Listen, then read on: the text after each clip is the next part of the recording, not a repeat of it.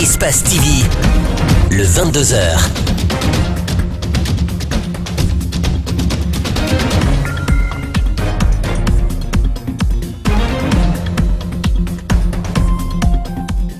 Vous regardez Espace TV, c'est un plaisir de vous retrouver, mesdames et messieurs, bonsoir. Et tout de suite, les titres de cette édition d'information. De nouvelles perturbations des cours ont eu lieu ce jeudi dans certaines écoles de Conakry. Alors qu'on s'attendait à une solution, la branche dissidente des syndicats libres des enseignants-chercheurs de Guinée appelle plutôt les enseignants à poursuivre le mot d'ordre de grève. Le rond-point de Matoto, totalement dégradé par des trous béants, est devenu la cause principale de plusieurs accidents et des pannes de voitures. Une partie de la chaussée finie et l'autre moitié attend toujours. Et puis en Ouganda, apprendre le code informatique aux éleveurs dans des villages très pauvres. C'est le pari d'experts informatiques qui voient dans la programmation le moyen d'offrir de nouvelles perspectives aux plus défavorisés.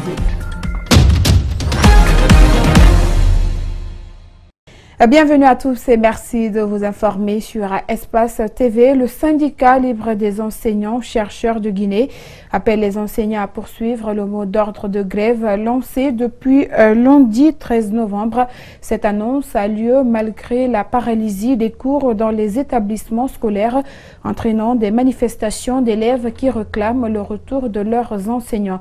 Reportage Mamadou Boy Diallo et Ibrahima Souri Souma. Les élèves dans la rue pour protester contre le manque d'enseignants dans les salles de classe. Au lendemain de cette manifestation spontanée, le syndicat libre des enseignants-chercheurs de Guinée tire un premier bilan. Aujourd'hui, le constat est encore très satisfaisant à notre niveau, puisque les élèves toujours ne sont pas en classe. Les enseignants sont restés à leur domicile. La descente des élèves dans la rue a perturbé les cours dans plusieurs établissements scolaires de la place. Une situation que dénonce le ministre de l'Éducation nationale. C'est à Conakry où on a mis une méthode opérationnelle en place qui ressemble un peu à la guérilla urbaine. C'est-à-dire aujourd'hui, on cible les établissements là, on vient, on jette des cailloux, les enfants sortent et occupe la rue. Dans ce collège situé à Donka, aucun élève dans les salles de classe. L'absence des enseignants est visible. Un peu plus loin, cet établissement public. Ici, les cours se déroulent normalement. Les responsables de l'école disent ne pas être concernés par la grève. Pour l'heure, aucune négociation en vue, affirment les grévistes. Nous sommes prêts à venir vers eux, mais à condition qu'ils nous fassent un écrit dûment signé, nous invitant à l'ouverture d'une éventuelle négociation. Les effets de cette grève se font déjà ressentir. Certains parents d'élèves hésitent à envoyer leurs enfants à l'école. Là-dessus, le ministre réagit. Quand il y a le désordre, quel est le devoir de l'État? C'est de rétablir l'ordre. Je tends la main à ces jeunes de venir à la raison, de surseoir à tous ces ajustements. Ça ne rapportera rien s'ils ne viennent pas à la table de négociation. Selon des sources proches du ministère de l'Éducation nationale, un élève a été blessé au visage lors des jets de pierre au collège Sangoya. Les grévistes appellent les enseignants à une assemblée générale ce samedi au siège du SLEG.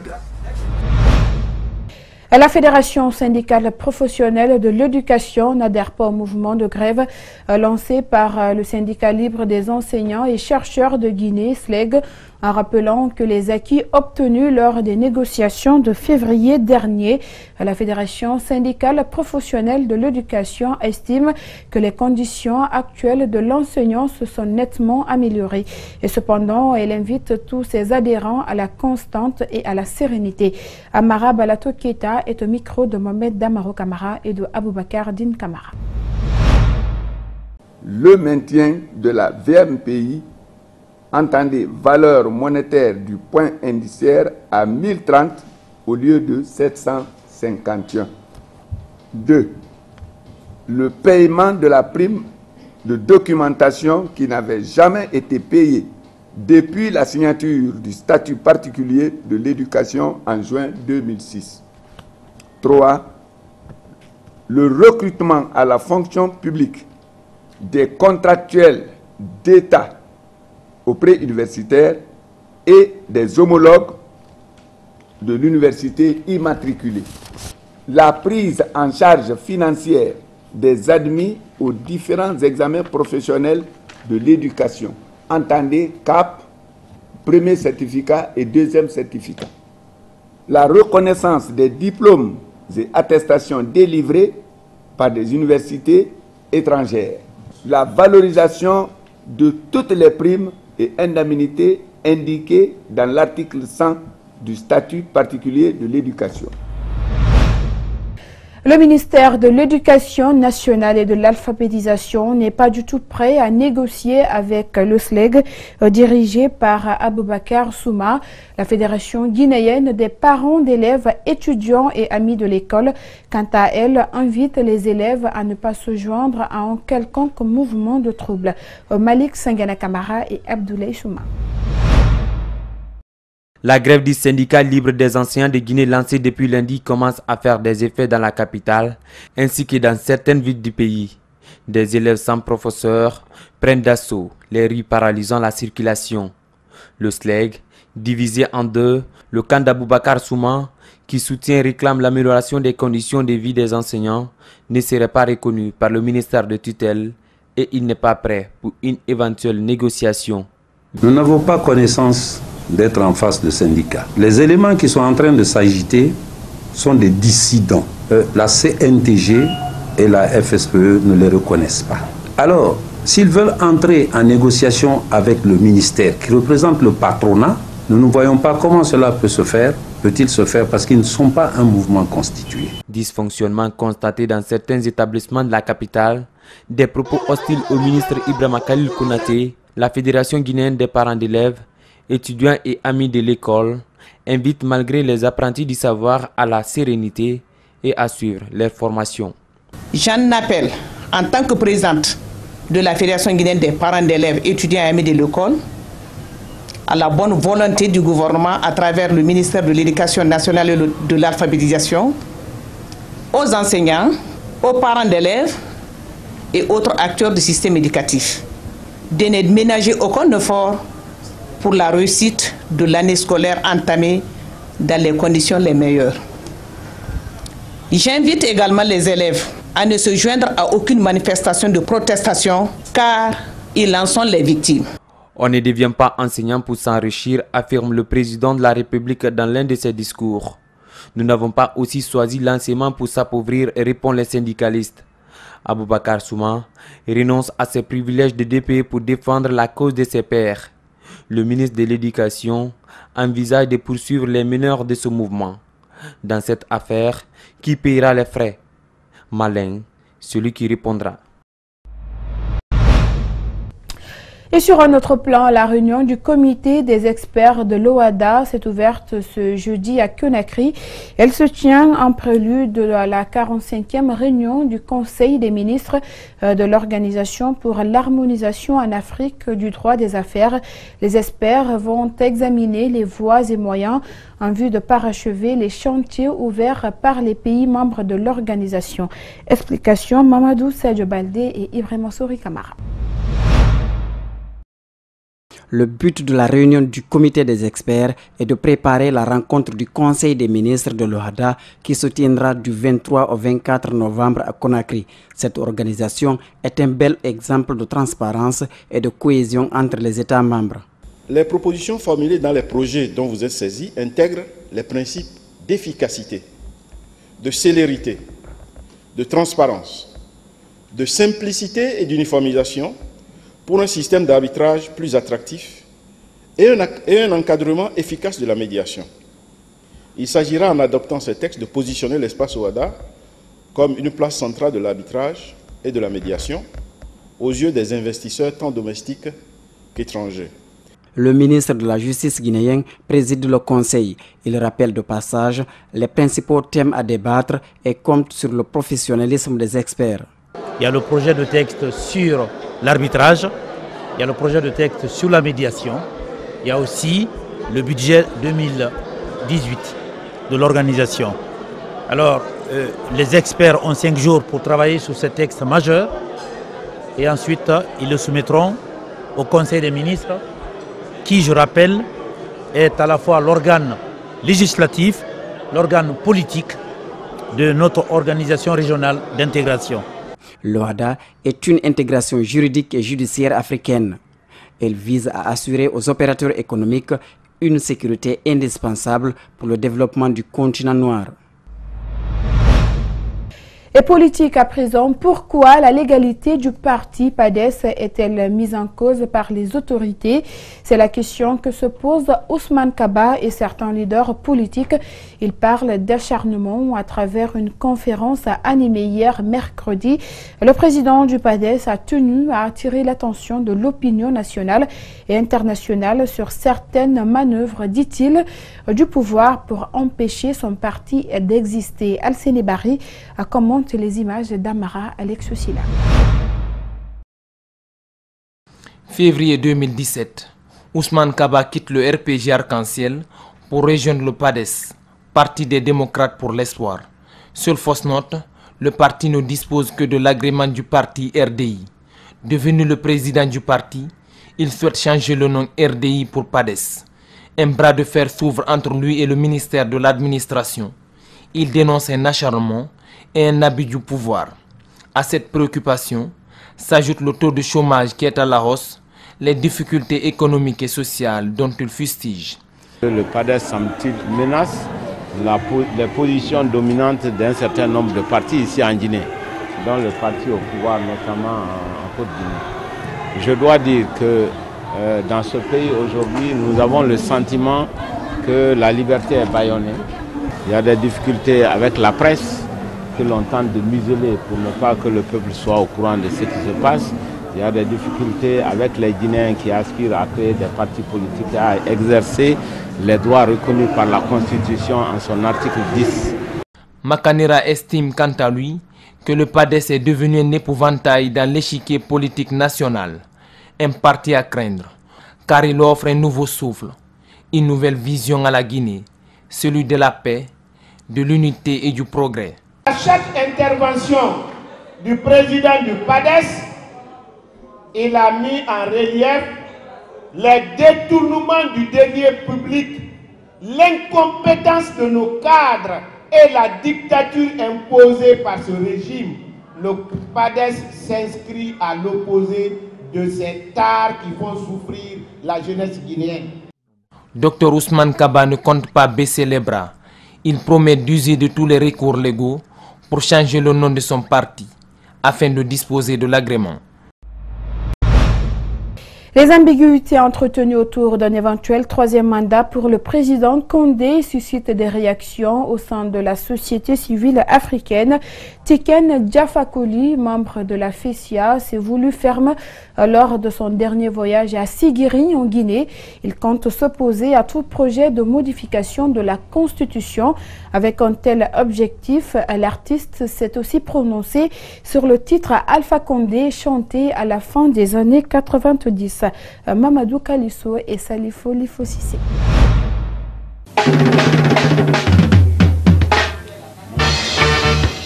Libérer Alpha Condé, un titre éponyme de l'album Le Caméléon de Tiken Jah Fakoly qui fait débat. L'artiste a-t-il composé cette chanson pour rendre hommage au président guinéen? Le reggaeman ivoirien tient à recadrer les choses. On sait qu'à l'époque, toute la diplomatie s'est mobilisée pour réclamer cette libération à l'époque. Et donc ça fait un peu l'actualité. Moi j'ai écouté sur RFI, Africa numéro 1, l'arrestation d'Alpha Condé, et souvent les échecs par rapport à sa libération. Et puis j'ai décidé de faire une chanson pour participer à ce combat-là, la libération de l'opposant. C'est comme à l'époque, lorsqu'on a tous participé à la libération de Nelson Mandela. Voilà, et donc c'était ça. Donc il ne faut pas qu'il y ait confusion. Tiken Jah n'a pas rendu hommage à Alpha Condé, mais Tiken Jah a chanté pour la libération d'Alpha Condé. Membre de la Fédération de la société civile africaine, l'artiste s'est voulu ferme sur un éventuel projet de modification de la constitution guinéenne de 2010. Pas question pour lui de parler de troisième mandat. La jeunesse africaine s'y opposera. Lorsqu'il va tenter de faire un troisième mandat, il y aura un affrontement avec la jeunesse africaine. Parce que nous, on considère que personne ne doit s'éterniser au pouvoir. On considère qu'il y en a parmi nous qui ont des choses à proposer. Donc quand un chef d'État vient monopoliser le pouvoir, ça fait que la chance de la nouvelle génération est bloquée, confisquée. Voilà. Tikenja Fakoli, artiste engagé, poursuit des actions à travers le continent. Son projet, un concert, une école, donne déjà de bons résultats. La plainte des journalistes violentés le 31 octobre dernier par des gendarmes à l'escadron mobile numéro 3 de Matam a été déposée ce jeudi au parquet de Conakry. Cette démarche a été entreprise par les présidents des différentes associations de presse, accompagnés d'un avocat. Le résumé de la rencontre, c'est dans ce reportage de Gibril Ba et de Abdoulaye Kamara. C'est aux environs de 12 heures que la plainte est parvenue au procureur général près la cour d'appel de Conakry. Son contenu, la violence faite aux journalistes et la destruction de leurs objets de travail par des gendarmes le 31 octobre dernier. Ces jours-là, ils apportaient leur soutien à Boubacar Kamara, coordinateur du groupe Gangan, détenu à l'escadron mobile numéro 2 de Matam. La plainte vise un groupe de gendarmes. Leur convocation devra prendre du temps car il leur faut une commission chargée de les interroger, fait savoir l'avocat des plaignants à l'issue de la concertation avec le procureur. Les présidents des associations de presse n'entendent pas concéder, le moral en acier aussi confiant. Ils souhaitent que justice soit rendue. Depuis quelques semaines, les journalistes font l'objet d'intimidations, de violences de la part des hommes en uniforme et des autorités. La corporation demande une mobilisation et une solidarité pour qu'aucun journaliste ne soit victime de tels actes de nature à les décourager dans l'exercice de leur profession. Le président de la plateforme des citoyens unis pour le développement, PQD, apporte son soutien au groupe Adafo Média qui traverse des moments difficiles. Abdourahmane Sano est surtout venu témoigner son soutien au journaliste Moussa Moïse Silla en conflit avec la justice. Il n'était pas seul, il était en compagnie de Kerno Souleymane Diallo du groupe Lynx et Lance et représentant de Reporters sans frontières en Guinée. Reportage Mohamed Valectouré et Salifou Lifosissé. Une visite amicale et de soutien ce matin dans les locaux d'Adafo Média suite à la situation qui pèse sur la presse guinéenne ces derniers temps. Abdourahmane Sano, président de la PQD, et le doyen Diallo Souleymane, administrateur du groupe Lynx Lance, se sentent inquiétés du dossier Moussa Moïse et ne comprennent pas ce qu'on reproche aux journalistes. Au nom de la société civile, on était venu d'abord vous soutenir Moussa Moïse, soutenir votre groupe, soutenir l'ensemble de la presse guinéenne et aussi nous enquérir de la situation, essayer de comprendre mieux et surtout encourager pour que la presse, les médias et la société civile demeurent mobilisés dans le contexte qui est le nôtre aujourd'hui dans notre pays. Pour le moment, aucune restriction de liberté n'a été prise à l'encontre du journaliste. Sa comparution est programmée pour le 25 décembre prochain. Pour le président de la PQD, les autorités ne semblent pas avoir une bonne réponse aux problèmes du moment et les décisions prises sont souvent en porte-à-faux avec la démocratie. Il appelle à une mobilisation. Nous ne comprenons pas trop qu'ils soient poursuivis pour avoir joué ce que nous croyons être encore leur rôle. Et nous attendons d'en savoir plus. La presse guinéenne est depuis quelques jours en danger. Les menaces contre les journalistes sont réelles. Le journaliste Souleymane Diallo est venu au nom de Reporters sans frontières. Dans le cadre de la mise en œuvre du plan d'urgence initié par le ministère de la Sécurité et de la Protection civile, le commissariat de police de Matoto a entamé cette semaine le déguerpissement de la ruelle Kendeka, devenue impraticable à cause de l'installation anarchique des étalagistes.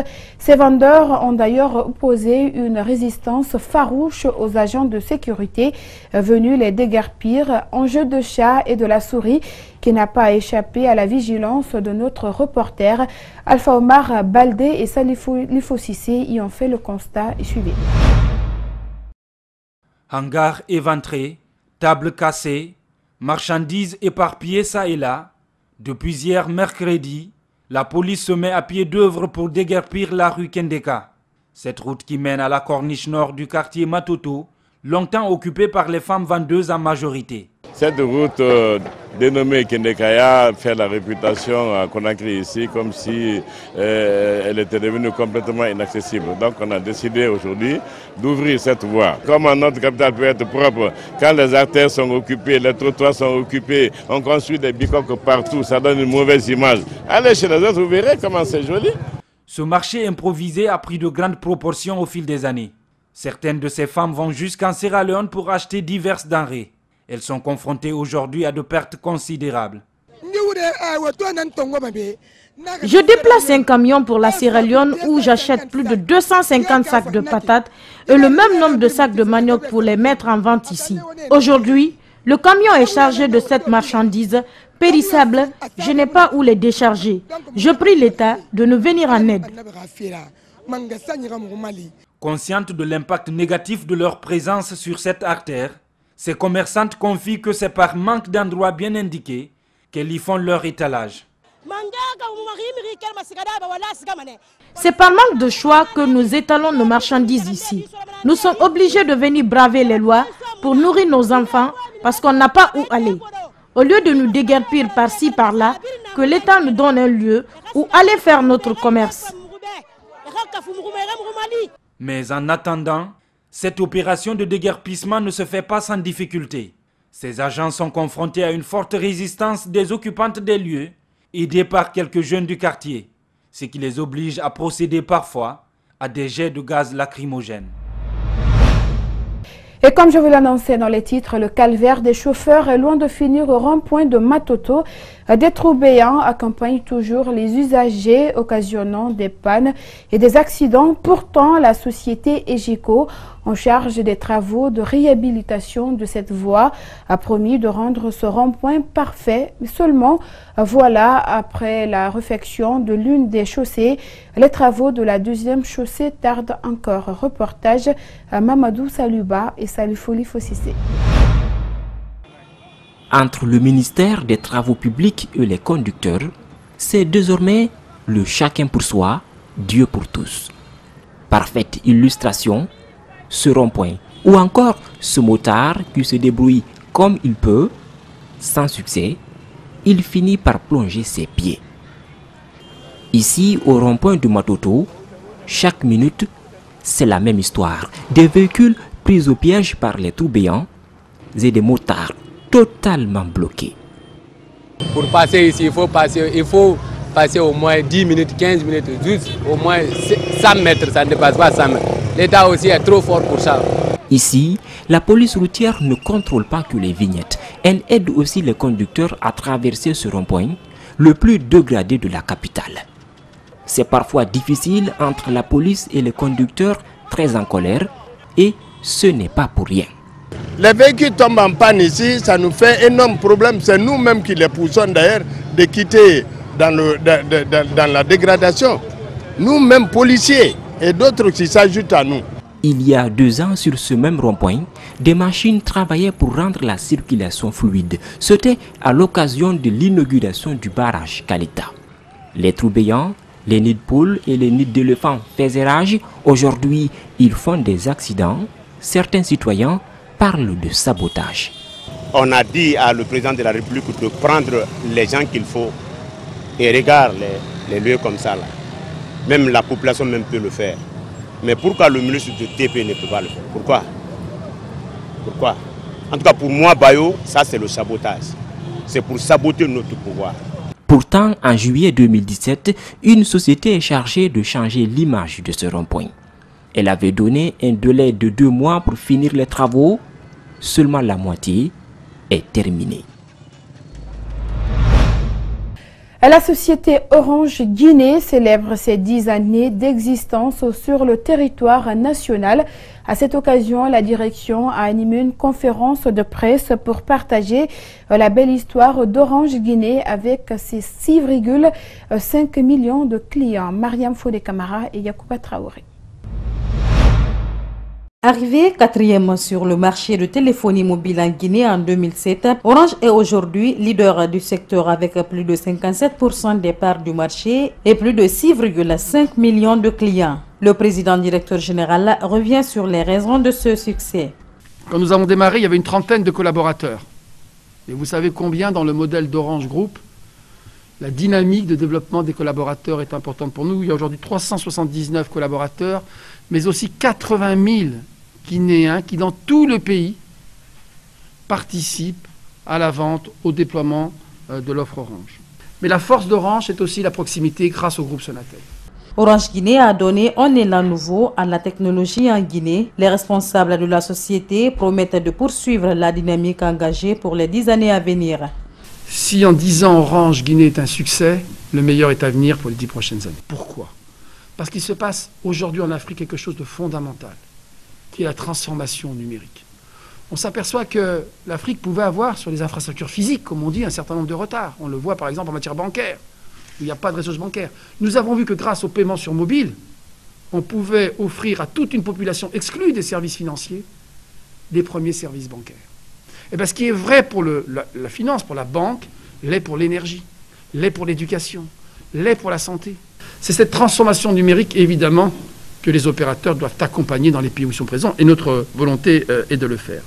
Ces performances ont été possibles grâce au soutien et la confiance de l'ensemble des Guinéens. Cet anniversaire est donc le leur et c'est à ce titre que ces 2 prochains mois, Orange va proposer à ses clients des solutions généreuses pour la poursuite de l'aventure. À l'occasion des fêtes de fin d'année, la société StarTimes lance une nouvelle promo pour ses abonnés. Elle est dénommée StarTimes l'année finie en cadeau. L'objectif est de permettre à tous les Guinéens de suivre leur chaîne préférée à moindre coût. Idrissa Barry et Kerno Sadouba.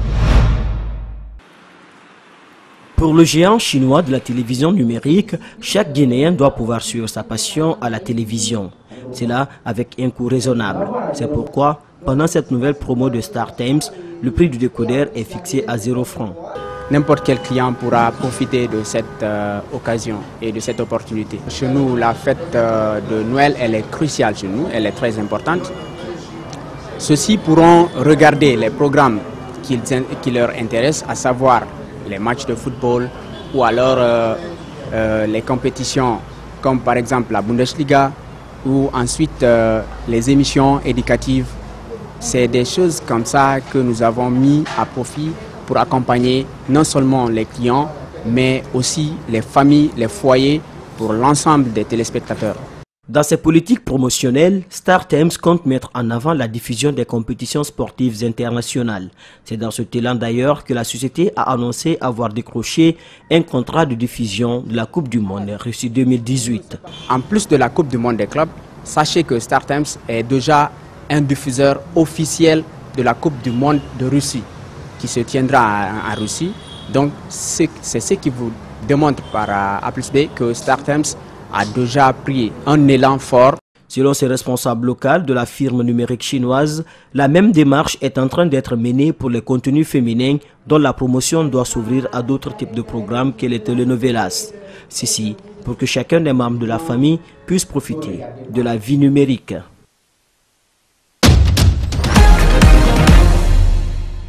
C'est ce qui m'a fait à cette édition d'information réalisée par toute l'équipe d'Espace TV. Merci à tous de l'avoir suivi et bonsoir.